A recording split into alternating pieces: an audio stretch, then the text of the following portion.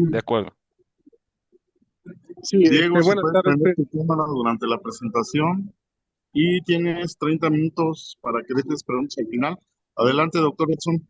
Sí, primero que nada, buenas tardes a todos. Perdón por el retraso, son cuestiones técnicas, pero quiero agradecerle a Bono, que permita presentar su trabajo de tesis de licenciatura. Él ha estado trabajando con nosotros en lo que son fluidos complejos en sistemas electrolíticos y otra de las cuestiones que se aplican a microdispositivos, a toda esta gama de, de, de cuestiones de aplicación tecnológica, ¿no? Que usan campos eléctricos. Entonces, hoy nos trae el tema de estudio de los mecanismos inerciales y viscoelásticos de un fluido electrológico con potenciales Z asimétricos simétricos, perdón. Entonces, adelante, Bono. Bienvenida, esta es tu casa y muchas gracias por la presentación.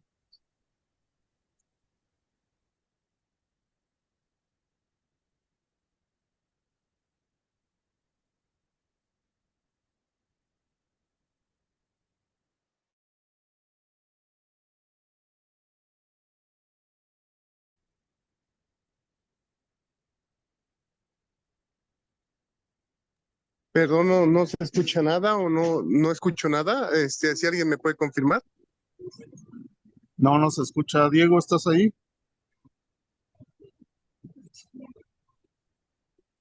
No te escuchamos.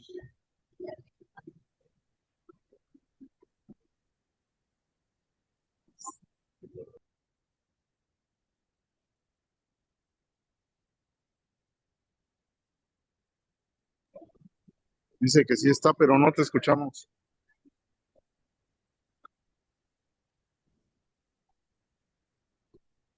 Ajá, pero sí te escuchábamos hace rato. No sé qué pasó.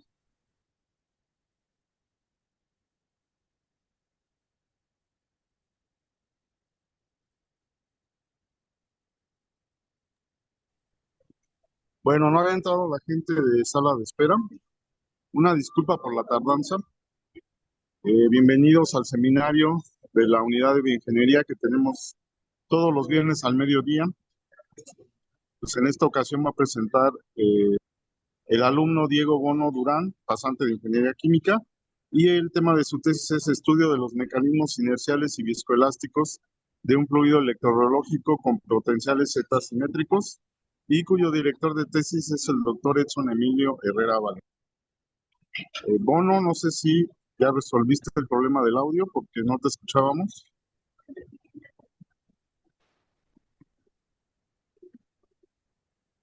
No, seguimos sin escucharte. Ok, vamos a esperar a que tu compañero salga y vuelva a entrar, por favor.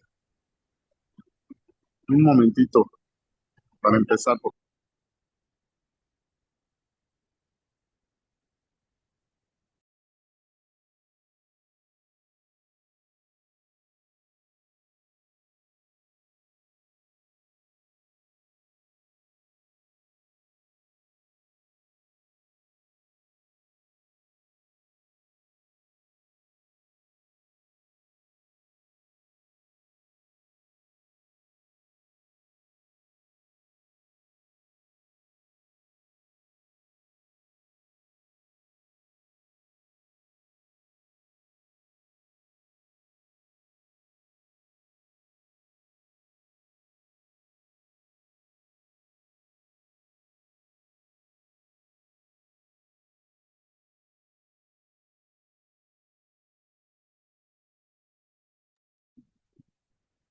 Nuevamente una disculpa por la demora, gracias por su asistencia y pues estamos esperando a que se reconecte el presentador, su compañero Bono. Una disculpa y gracias por su paciencia.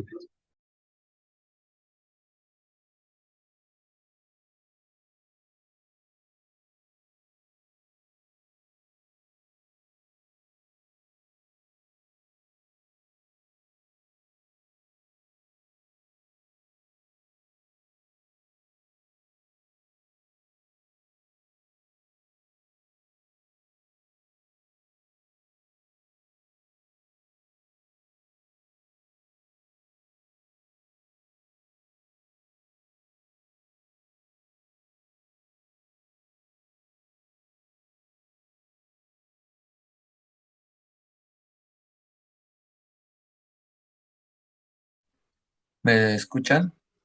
Bueno, Sí, fuerte y claro, Sí, Diego. ok, creo que ya se corrigió.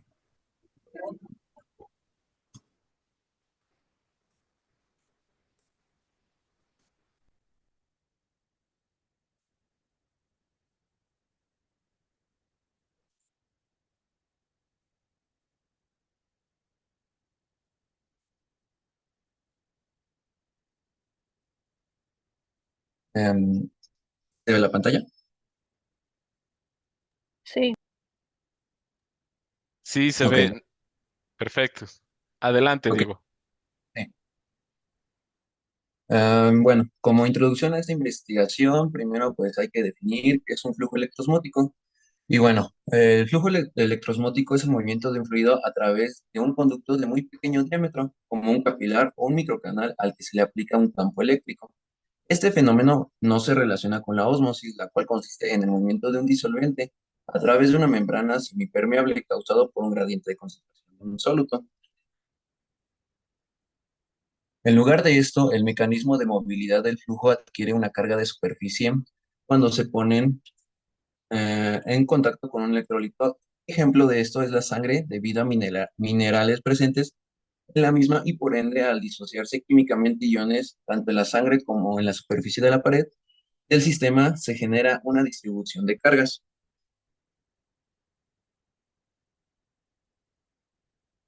En pocas palabras, el flujo electrosmótico es el movimiento de un fluido con un electrolito, un fluido que contiene iones disueltos, que se mueve a través de un microcanal al que se aplica un campo eléctrico externo.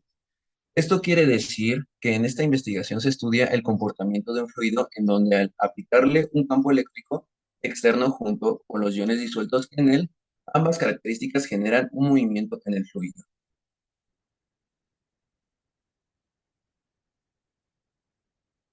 En comparación con los flujos impulsados por presión, los flujos electrosmóticos tienen varias diferencias importantes.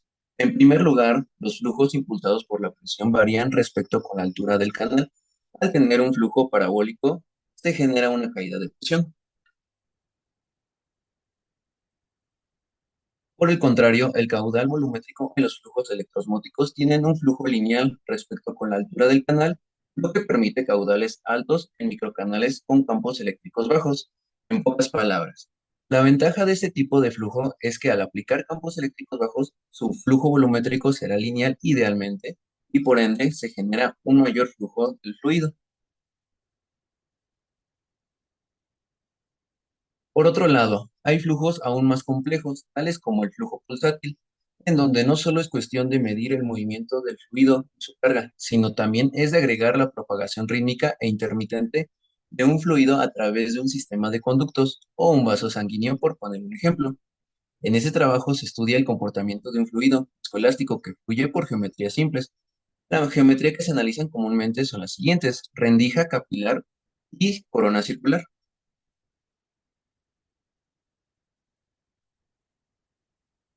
Ahora, en este apartado se presenta el conjunto de estudios previos que se han realizado sobre el tema de varios investigadores. Como inicio se tiene que formalmente el flujo electrosmótico, por sus siglas en inglés EOF, es el movimiento del fluido adyacente a una superficie cargada debido a un campo eléctrico impuesto externamente. También se tiene que el flujo electrosmótico, la superficie siempre lleva una solución de iones, lo que garantiza una neutralidad general de la carga. Las principales aplicaciones del flujo electrosmótico incluyen: uno, el análisis de inyecciones de microflujo; 2, cromatografía de microfluidos; 3, microreactores; 4, microenergía; y 5, sistemas de enfriamiento microelectrónicos, micromezcla y bioreología, fisiología de la sangre humana. Esto quiere decir que al tener un flujo electrosmótico y sus aplicaciones que éste conlleva, al realizar análisis de inyecciones a diabéticos, por ejemplo, con microdispositivos en donde solo se necesite una pequeña muestra de sangre, se obtenga mucha información del paciente con esta aplicación. Recordemos que un paciente con diabetes hay que tener mucho cuidado a la hora de extraerle sangre.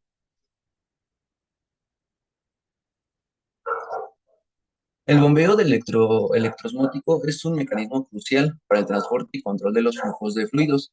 Normalmente, los parámetros críticos que determinan el rendimiento del bombeo son la magnitud del campo eléctrico aplicado externamente. Como se mencionó anteriormente, al tener un flujo electrosmótico, una de sus ventajas es tener un flujo volumétrico mayor con un campo eléctrico bajo. Dos, las dimensiones en la sección transversal del microcanal. Esto es claro, ya que el interés de este estudio es aplicarlo en microdispositivos, microcanales, microreactores, etcétera. Y tres, la densidad de carga de la superficie del microcanal y la densidad iónica y el pH del sistema del fluido. En pocas palabras, al tener cierta cantidad de carga eléctrica por unidad de longitud, superficie o volumen, cual sea el caso, en un microcanal determinará la eficiencia del impulso que genere el flujo electrosmótico, la densidad iónica, con cuántos iones disueltos tiene el fluido y con un pH en específico. Por lo tanto, estas condiciones determinan el rendimiento del bombeo del flujo electrosmótico. Y también aquí se tiene que en el flujo electrosmótico el equilibrio químico entre un fluido polar y una pared eléctrica sólida da como resultado que la pared adquiera una carga espontánea y que se produzca la contracarga correspondiente en las capas cercanas a la pared del lado del líquido. Esto quiere decir que cuando las moléculas de un fluido, al separarse sus cargas eléctricas, la pared adquiera dicha carga y haya un intercambio de cargas entre otras capas en el sistema. Lo anterior se puede explicar mejor con este razonamiento previo, en donde dice que el lado del líquido se forma una capa de pared muy delgada de contraaniones inmóviles, seguida de una capa más gruesa de contraaniones difusos, creando así la llamada doble capa eléctrica. Más adelante se explicará a detalle sobre el intercambio de iones entre estas capas ya mencionadas que tiene el sistema y el impulso que esto conlleva.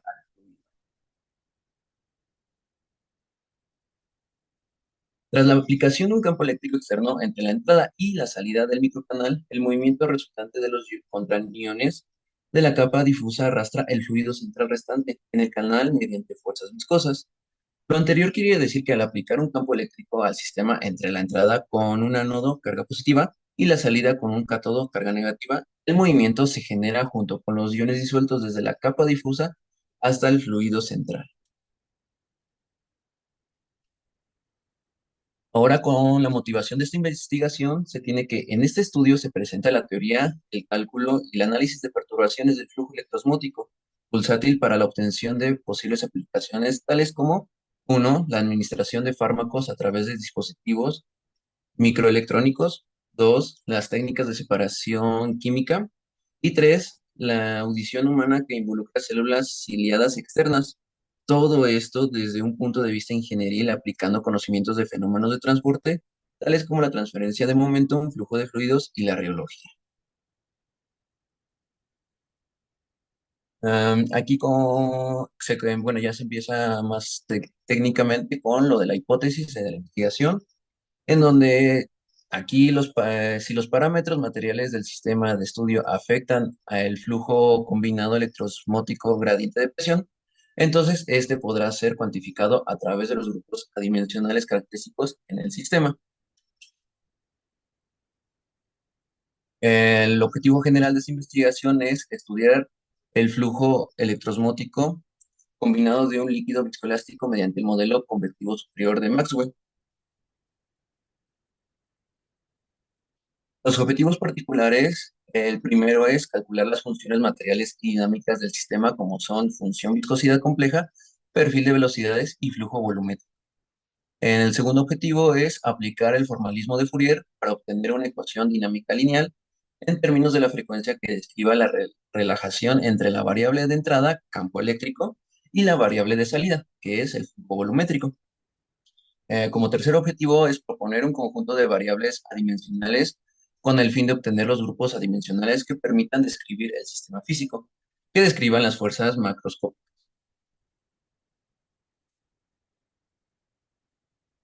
El cuarto objetivo es programar los códigos computacionales en el lenguaje Wolfram Matemática y realizar las simulaciones del sistema. Y como último objetivo particular es al aplicar estos resultados a un fluido biológico, tal como la sangre humana con bajo y alto colesterol. A continuación se presenta la discusión entre el sistema físico y el modelado matemático de las ecuaciones de transporte.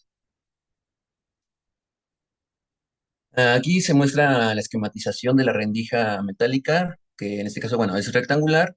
Entonces aquí se trabaja con una geometría con coordenadas rectangulares. Entonces aquí es algo un poco más general, en donde pues, aquí está el flujo del fluido viscoelástico en la entrada. Aquí ya se muestran las dimensiones de la rendija.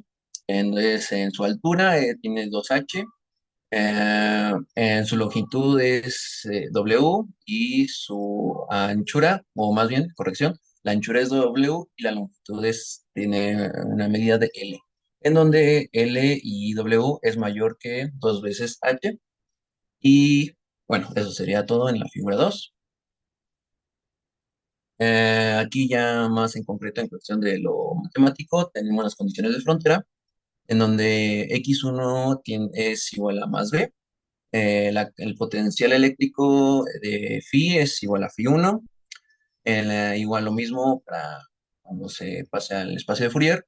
Tenemos que la velocidad en z, la condición es más b, omega, y todo eso es igual a 0. Y en la parte de la salida es lo mismo. Bueno, aquí en este caso x2 es igual a menos b. En el potencial eléctrico, pues phi es phi 2. Y aquí lo mismo para la velocidad en z es menos b, y eso es igual. Aquí es ya la esquematización de la rendija en cuestión de lo que, bueno, nos aqueja, en este caso para ya la descripción del flujo electrosmótico, donde se ve más a detalle lo que es las cargas, los iones que están en el fluido. También se observa, bueno, que aquí ya está la doble capa en cuestión de bueno, tenemos la pared cargada negativamente.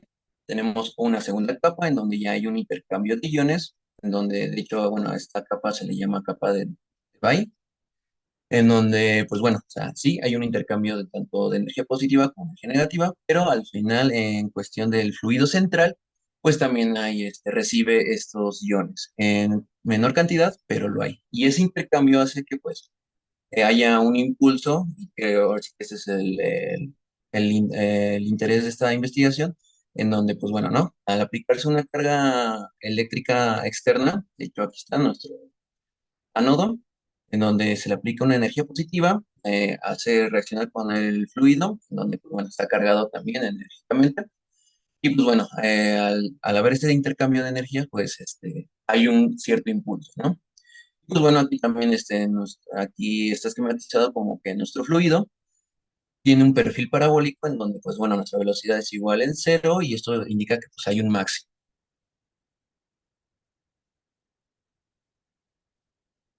Aquí con el razonamiento del análisis del sistema físico tenemos las siguientes condiciones en el sistema.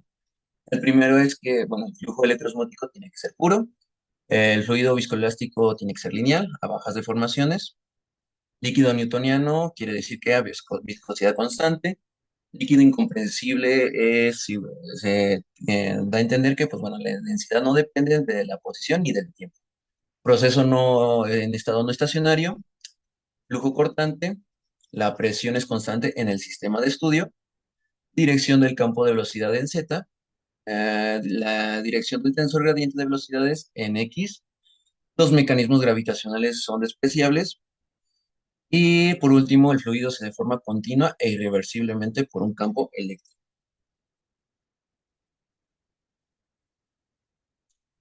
En este apartado también, bueno, se tiene ya el modelado matemático, en donde, bueno, partimos desde la ecuación que describe, donde proviene de las ecuaciones fundamentales de Maxwell, siendo en específicos la ley de Gauss en su forma diferencial. Y bueno, aquí es el gradiente del campo eléctrico es igual a la densidad de carga en el medio sobre la permitividad del fluido en el vacío. De la ecuación 1, el campo eléctrico se puede expresar como el negativo de un potencial eléctrico debido a que es una fuerza conservativa. Ya nuestra ecuación 2. Y bueno, de ahí se sustituye la ecuación 2 en la ecuación 1 y se le suma el potencial eléctrico inducido por las cargas en el medio y se tiene la expresión matemática siguiente, que sería la ecuación 3. De la ecuación 3 se desarrolla el laplaciano en coordenadas rectangulares al trabajar con una rendija metálica y si se obedece a las condiciones antes mencionadas, donde la dirección del tensor gradiente de velocidades es en x, obtenemos la siguiente ecuación diferencial ordinaria de segundo orden, que en este caso, pues, bueno, sería la ecuación 4. De la ecuación 4, el delta al cuadrado que aparece en esta ecuación depende de los mecanismos eléctricos, térmicos y del potencial eléctrico, el cual es una medida de la energía eléctrica para mantener la configuración de las cargas, lo que nos lleva a la ecuación de distribución de cargas y se expresa de la siguiente manera, que sería nuestra ecuación 15.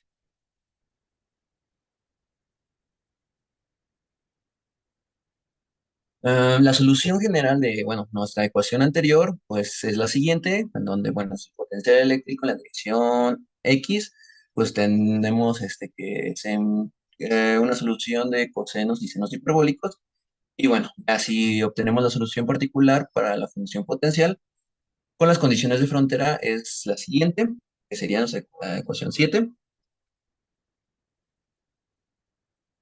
Y en este caso, para el siguiente caso de estudio, en donde la simetría en los potenciales es phi 1 es igual a phi 2, la función potencial quedaría de la siguiente manera y sería nuestra ecuación 8. Entonces, si se sustituye la ecuación 8, que es la función potencial, en la ecuación 5, distribución de cargas, se tiene la siguiente expresión, en este caso sería nuestra ecuación 9.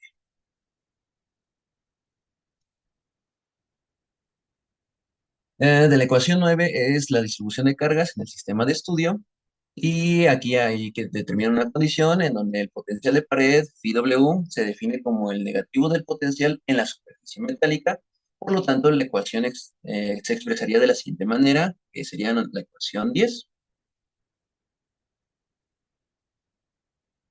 Con lo realizado anteriormente, se tiene en cuenta ahora la ecuación de movimiento de un fluido electrorreológico en un medio viscoelástico, en donde, bueno, tenemos, bueno, con las condiciones del lado izquierdo, pero también, bueno, en esta ecuación tenemos lo que es, bueno, su derivada material, el gradiente de presión, la función fluidez, el laplaciano de la velocidad, la densidad del fluido, la gravedad a la que está sujeta el sistema, la densidad de carga en el medio que depende de X y la intensidad del campo eléctrico en la dirección Z. Si partimos de las condiciones ya mencionadas, pues obtendríamos una nueva ecuación que sería la ecuación 11. Bueno, desarrollando esta ecuación diferencial parcial en el campo de velocidad en z y en el desplazamiento en x, llegamos a la ecuación 12. Sustituyendo la ecuación 10, que es la distribución de cargas que ya se había obtenido, y en la ecuación 12, que es, bueno, es nuestra ecuación diferencial parcial, se tiene la siguiente expresión, que sería nuestra ecuación 13. Si se realiza algunos arreglos matemáticos en donde, bueno, nuestra ecuación diferencial quedaría, pues, bueno, ya de esta manera, que sería nuestra ecuación 14, y con esto ya se puede trabajar. Aquí, bueno, al tratarse de un estudio en donde es de interés las oscilaciones del flujo pulsátil, la ecuación diferencial parcial, que, bueno, la ecuación 14, o dinámica, se va a transformar al espacio de Fourier, y, bueno, pues ya, aquí quedaría como la ecuación 15, en donde se puede obtener la solución general y particular. Esta última es la de interés, ya sea que, bueno, se va a obtener el campo de velocidades para el sistema de estudio en donde se tiene un gradiente eléctrico y una distribución de cargas. Por último, se puede calcular el flujo volumétrico en el sistema de estudio y se calcula mediante una integral doble donde se integra el perfil de velocidades, que, bueno, es la ecuación 16, en la sección de área transversal del sistema. Por lo tanto, quedaría como resultado la ecuación 17. Y bueno, entonces teniendo ya así nuestras tres ecuaciones anteriores, en donde tendríamos la distribución de cargas, el perfil de velocidades y el flujo volumétrico. Se realizarían las simulaciones para observar, pues bueno, un fenómeno físico que nos interesa en esta investigación. Y para eso, bueno, se hace un adimensionamiento de pues, esas tres ecuaciones que quedarían como la ecuación 18, la ecuación 19 y la ecuación 20.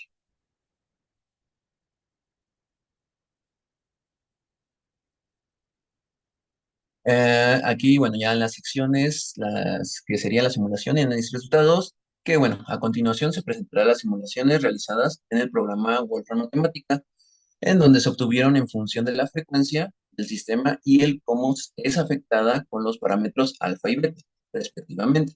El primero está relacionado con factores térmicos del fluido y el segundo con los factores inerciales y viscoelásticos del fluido.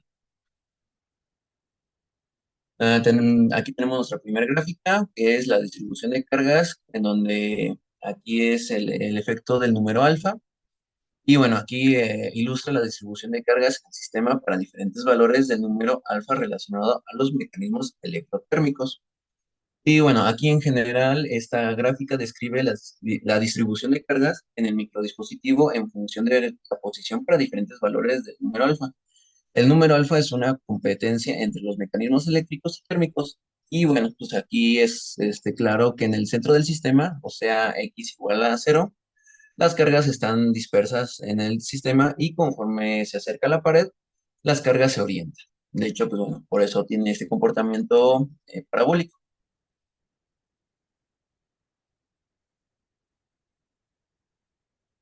Nuestra segunda gráfica es, bueno, ya en cuestión del perfil de velocidades de un sistema electrolítico y aquí está afectado por el número de Débora. E ilustra la función del perfil de velocidades versus la frecuencia en función del número de Débora, el cual es una medida de las propiedades viscoelásticas del material en el sistema. Y bueno, en esta gráfica, pues describe el perfil de velocidades versus la coordenada axial en X, pero para diferentes valores del número de Débora, en donde, bueno, en esta gráfica se pueden observar los siguientes puntos importantes. En el primer punto, pues sería que en todos los casos se observa que el perfil de velocidades es un clásico de Poiseuille, hecho, bueno, o sea, de que al final tiene un perfil parabólico. Y en el segundo, pues que la interfase entre la pared y el fluido se observa que la velocidad es cero. De hecho, pues bueno, aquí se ve, ¿no? Que aquí hay, bueno, tres máximos en esos tres valores. Y en el tercer punto sería que en el centro del sistema, cuando es x igual a cero, la velocidad del sistema es máxima y su valor queda determinado por las propiedades inerciales y viscoelásticas del sistema.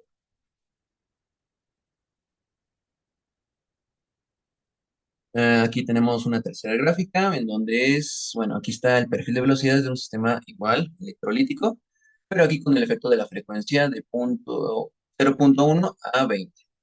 Y bueno, pues aquí ilustra el perfil de velocidades versus coordenada axial X en función de la frecuencia de la fuerza externa. Y pues bueno, aquí lo que podemos resaltar de esta gráfica es que, bueno, los valores utilizados en esta simulación corresponde a alfa igual a uno o bueno, que ese valor queda constante y lo que va a variar son los valores de la frecuencia y que el valor de alfa corresponde a una competencia entre los valores eléctrico y térmicos de la distribución de cargas. Y también podemos rescatar que en todos los casos se observa una parábola, pues se observa en la línea azul, la línea verde y a menor medida, pues la línea negra y la línea roja. En donde, bueno, en las paredes la velocidad es cero y en el centro es máximo, obviamente. Y en el segundo, el efecto de la frecuencia incrementa el máximo en el perfil de velocidades. Y es claro que para estos valores no se observa oscilaciones en el perfil de velocidades, que quiere decir que no hay perturbaciones en esa tercera gráfica.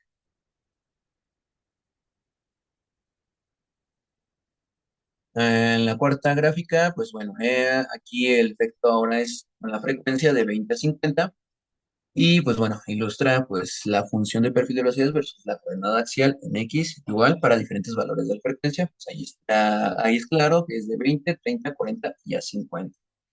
Aquí lo que podemos resaltar es que, bueno, en el caso de la frecuencia de, bueno, en este caso omega igual a 20, se observa que el perfil es parabólico Es decir, en la interacción pared-fluido, la velocidad es cero, mientras que en el centro es máxima.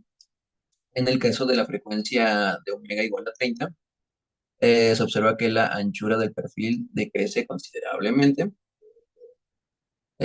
Y, por ejemplo, también para el valor de omega igual a 40, se observa que el perfil de velocidades oscila por efecto de valor de la frecuencia, y es claro que en el perfil es simétrico y que presenta máximos y mínimos a ciertos valores de la coordenada axial. Y bueno, aquí pues existe una frecuencia crítica mayor a 20, para la cual la frecuencia afecta el perfil de velocidades y este oscila para ciertos valores en las coordenadas axiales. Entonces, bueno, en pocas palabras, aquí indica que, bueno, por ejemplo, en omega igual a 20, pues se mantiene estable el sistema. Igual para omega igual a 30, pero ya para cuando tenemos valores de 40 y 50, pues ya hay perturbaciones en el sistema.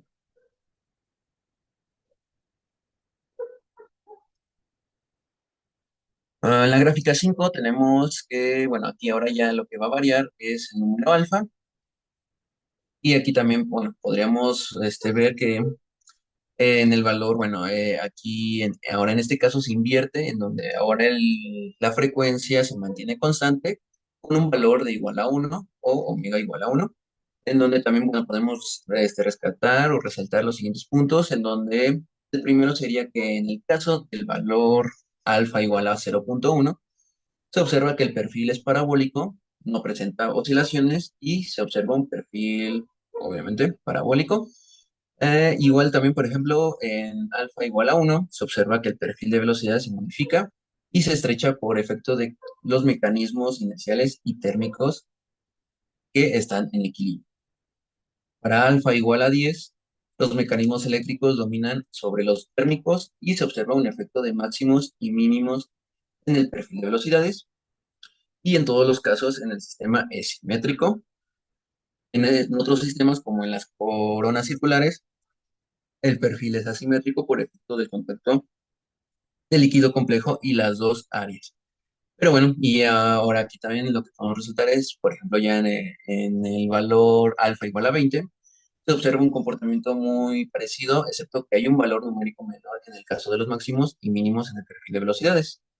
Y está claro que, pues bueno, el perfil de velocidades se ve afectado por los valores de la frecuencia, los mecanismos térmicos, que en este caso es alfa, e inerciales a través del número de Debord.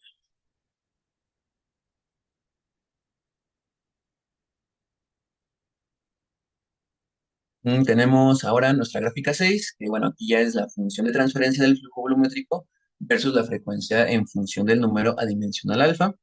Y bueno, en esta gráfica ilustra la función de transferencia del flujo versus frecuencia para diferentes valores del número alfa relacionado a los mecanismos electrotérmicos, y en esta simulación los mecanismos inerciales y viscoelásticos del material están en equilibrio. ¿Qué quiere decir esto? Que bueno, o sea, al final aquí el número de Deborah al ser constante pues no se ve afectado del todo. Y pues bueno, también muestra que el efecto del campo eléctrico y el flujo volumétrico en función del número dimensional alfa a través de la norma de la función de transferencia compleja. Es claro que para ciertos valores de la frecuencia omega, el sistema presenta resonancias debido al acoplamiento entre los mecanismos eléctricos, térmicos, inerciales y viscoelásticos del sistema. Y bueno, es claro que cuando el sistema presenta un alfa menor a uno, el sistema es dominado por los mecanismos dispersivos debido a los efectos de la energía cinética de las partículas, y cuando alfa es mayor a uno, el sistema orienta debido a que los eléctricos domina sobre los térmicos. Y por último, la gráfica 7 igual, presenta la función de transferencia del flujo volumétrico versus la frecuencia, pero ahora en función del número dimensional del valor alfa igual a uno, ese se mantiene constante y lo que va a variar es el número de Débora. Y en esta gráfica podemos observar que en la simulación se observa una resonancia dominante seguida de un tren de curvas de menor magnitud conforme la frecuencia aumenta o sus oscilaciones respectivamente. El número de Débora es una competencia entre los mecanismos inerciales, geométricos, elásticos de bulto y viscoelásticos. Al decrecer el número de Déboras, si se, bueno, como las está Hola, observando, Diego, que te detenga, pero ya estamos en el tiempo y con el fin de dejar tiempo para algunas preguntas, pues vamos a terminar ahí. sí, sí, sí, sí, por supuesto. Entonces, pues si alguien tiene alguna pregunta, comentario, sugerencia, les agradeceríamos nos indiquen levantando la mano o a través del chat, por favor. Para su compañero va a ser muy importante para mejorar su presentación. Tiene la mano levantando el doctor Edson. Adelante, doctor. Sí, buenas tardes. Hola, Diego. ¿Me escuchas? Sí, profe, ¿Me escuchas, Diego? sí, sí. Sí. Ok. Mira, vamos a, primero que nada, felicitarte por la presentación en el sentido de que te expones. Siempre va a ser importantísimo esa parte. Lo que sí tenemos que, trabajar muy fuertemente es en la forma en cómo estamos entregando el material. Es decir, debe de quedar bien claro cómo va a ser distribuyendo esta presentación. Otra de las cosas que te voy a pedir siempre que se presente, yo sé que hubo fallas técnicas, que siempre se encienda la cámara porque es importante tener esa cuestión de respeto hacia el auditorio y obviamente que entiendo que puede ser por una cuestión de que tengas que transmitir mejor las ideas o alguna falla técnica, pero siempre hay que prender la cámara y hay que acostumbrarse a ese nervio, a esa presión que uno siente cuando está prendiendo la cámara. Si no nos exponemos, no vamos a trabajar bien en esta cuestión. Creo que el trabajo tiene demasiado texto. Tenemos que buscar la manera inteligente de poner menos texto. Es decir, tenemos que mandar un mensaje claro de cuál es la introducción, es decir, qué es lo que es el flujo electrosmótico. Los antecedentes como los pusiste, pero hay que buscarlos de tal manera que se pueda ver bien la historia del arte, de lo que se ha hecho y lo que se ha trabajado. Y la motivación es clara. La motivación es en microdispositivos para atacar ciertas patologías, para la gente que tiene cirrosis, hiperglucemia, lo que es ahorita, por ejemplo, la parte del azúcar, que sería la parte de las cuestiones estas de la diabetes. Es claro que este tipo de sistemas nos permiten ahorrar porque son microdispositivos y con una gota podemos estructurar todas las cosas bien. También otra de las cosas que te voy a pedir, que el sistema físico lo describamos perfectamente bien, es decir, que tenemos una rendija, que tenemos dos potenciales simétricos en la pared. Ese potencial se va a formar por algún hecho. ¿Por qué se forman los potenciales en la pared? Cuando tú hablas de que se forman potenciales Z en la pared, ¿por qué se forman? ¿O por qué sale ese potencial en la pared, Diego? Disculpe, ¿me puede repetir la pregunta? Es que sí falla un poco el audio. Disculpe. Ajá. Perdón, no te escuché bien. Por Creo favor, que si está puedes fallando. comentarlo. Ajá, ajá. Bueno, lo comento en el chat. Que no te escucho bien. Bueno, en general, o sea, el potencial asimétrico en la pared sale porque tienes un sistema electrolítico y necesitas energía para que las partículas queden Ujú. cargadas en la superficie. Entonces, ese potencial Z se forma debido a que hay un trabajo físico para llevar las partículas y tenerlas todas en las placas superior y en la parte inferior. Cuando hablas de potenciales simétricos, ¿cómo tendría que ser el material del que está formado tu configuración? ¿Tendría que ser materiales distintos en las placas, en la superior o en la inferior, o deben ser materiales iguales? Deben ser distintos. Distintos si tienes FC 1 y FC 2, pero cuando son simétricos, los dos tienen exactamente lo mismo. Entonces, tú tienes una ecuación ahí muy bonita que te permite calcular el potencial en la pared Z en función de la distribución de cargas. Otra de las cosas que me gustaría que quedara muy claro, ¿qué tipo de números adimensionales estás conformando? ¿Cuántos números adimensionales tienes? Tres. No, dos. El número de Débora y el número alfa. Exacto. Entonces, eso debe de quedar muy bien explicado. O sea, el Débora es esto, Débora cero significa esto, etcétera. Y cuando presentes las simulaciones, que las vamos a retornar todo, debe de quedar bien claro cuáles son las ecuaciones y sobre todo qué estás dejando digamos, como constante y cuál es el efecto que estás variando. En cada una de las gráficas tiene que ser muy claro lo que estamos trabajando. Distribución de cargas, perfil de velocidades y en general,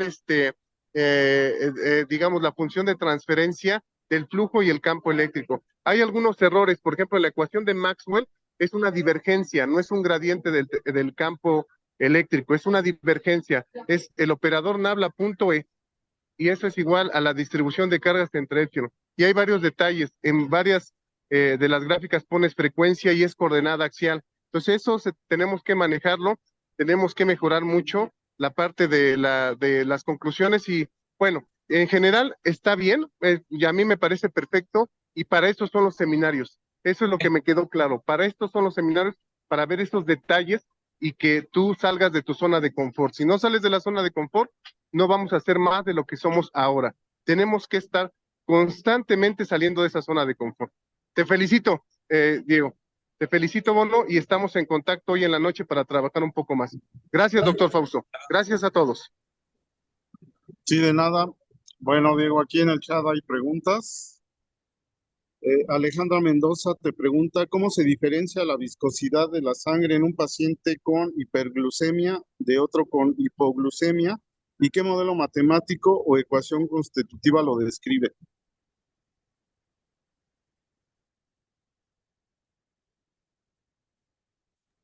¿Me pueden repetir la pregunta? Es que pues sí está fallando el audio. Una disculpa. Que cómo se diferencia la sangre de un paciente hipoglucémico de uno hiperglucémico. A ver esa primero. Un paciente. Ah, creo que a lo mejor lo leo en los comentarios. A ver.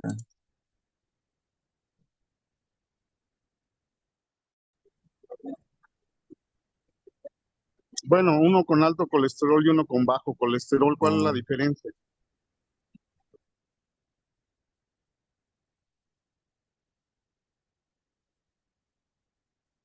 ya. Bueno, aquí sí, bueno, se tendría que, bueno, ajá, determinar varios factores en este sentido y, bueno, ajá, por ejemplo, en un paciente con hiperglucemia, pues bueno, con bajo azúcar y, bueno, el otro sería, bueno, ajá, con alto colesterol, pues sí afectaría en cuestión de, bueno, aquí nuestra variable es la viscosidad y, pues sí, tendríamos que tener una ecuación en la que pues, describa esa variación en la viscosidad del fluido. Y bueno, aquí en este caso no, yo no, bueno, no estoy trabajando con una ecuación en la que, bueno, sí haya una variación, tanto como si el paciente tiene hiperglucemia y otro paciente en donde tenga hipoglucemia.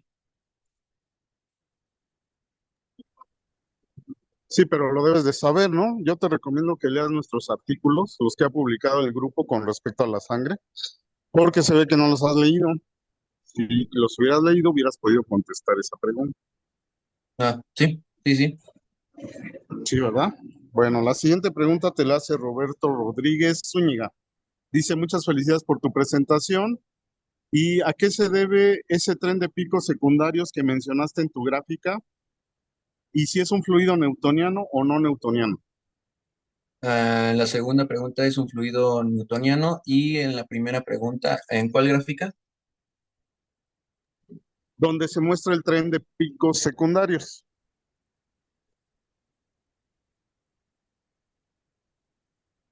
que es donde te quedaste precisamente en la presentación.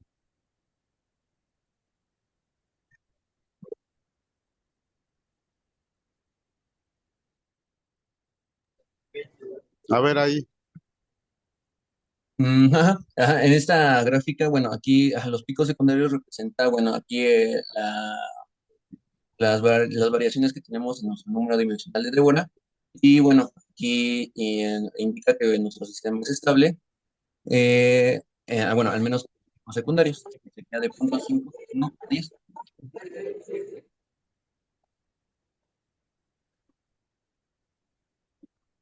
Perdón, ya no te oigo, no sé si soy yo.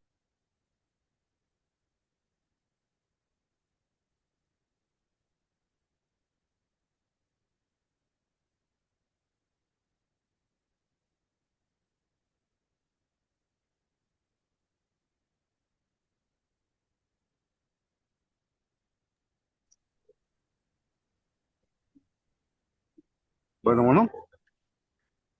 Bueno, dime, ¿escuchan?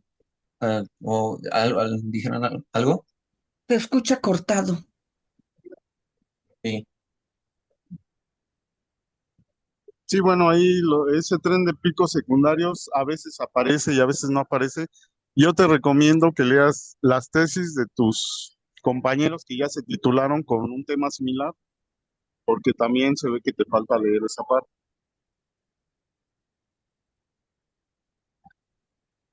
Profe Fausto, si habló, no lo escuché bien. Una disculpa, es el audio. Sí, que te falta leer las tesis de tus compañeros que se titularon con un tema similar Ah, sí, sí, sí, para sí, profe. evitar ese tren de picos secundarios. Ujú. ¿Sí, verdad? Sí, profe. Bueno, te dicen en el chat, Mario David Cienfuegos te felicita y Mario Iván Martínez te dice que las gráficas que sean un poco más claras y que se muestren todos los textos completos en un mismo idioma y sus unidades.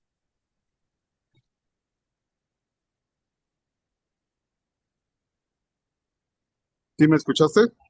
Sí, sí, sí, sí. Sí, porque ahí, por ejemplo, dice frecuencia. ¿A poco así se escribe frecuencia?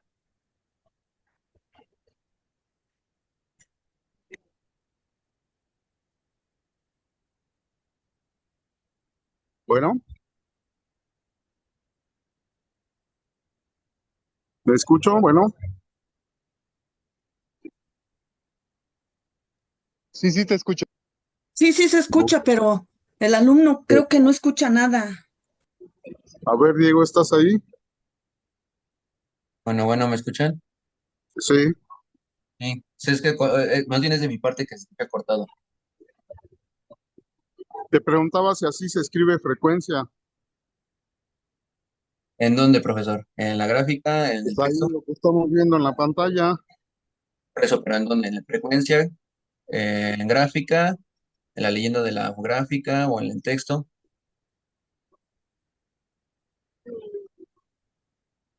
Pues en el eje X, ¿qué te parece ahí?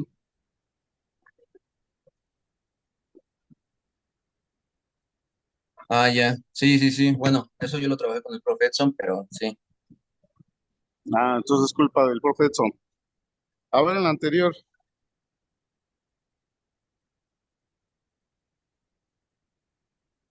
¿me puedes poner la anterior, Diego?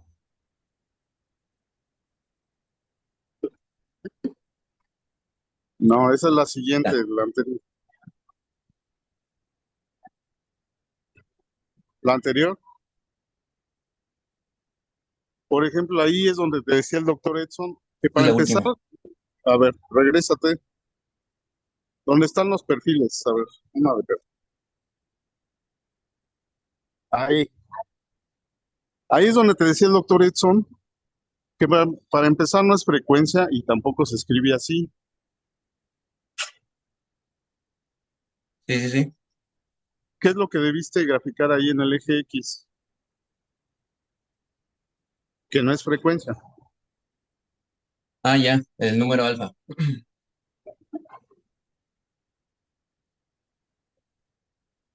Con la coordenada axial, dice en el texto, ¿no? Ahí debería de estar la coordenada axial y no está.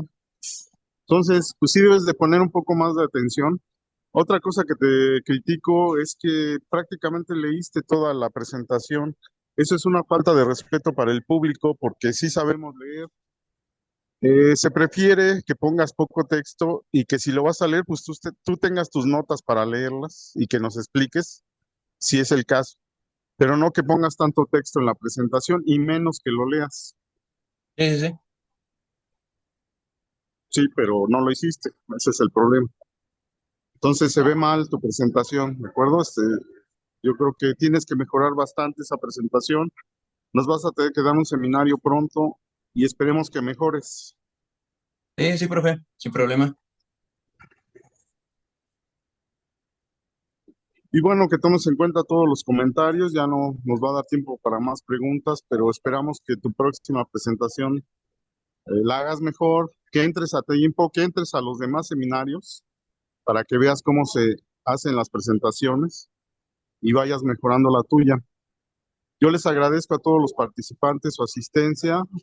Me disculpo nuevamente por la tardanza. Empezamos tarde este seminario y los esperamos la próxima semana al mediodía. Pues que tengan buena tarde y gracias a todos los coordinadores. Nos vemos la Hasta próxima luego. semana. Hasta luego. Igualmente. Hasta luego. Nos vemos. Bye. Gracias, Diego. Nos Hasta vemos. luego, profe. Bye. Hasta luego. Hasta luego. Saludos a todos.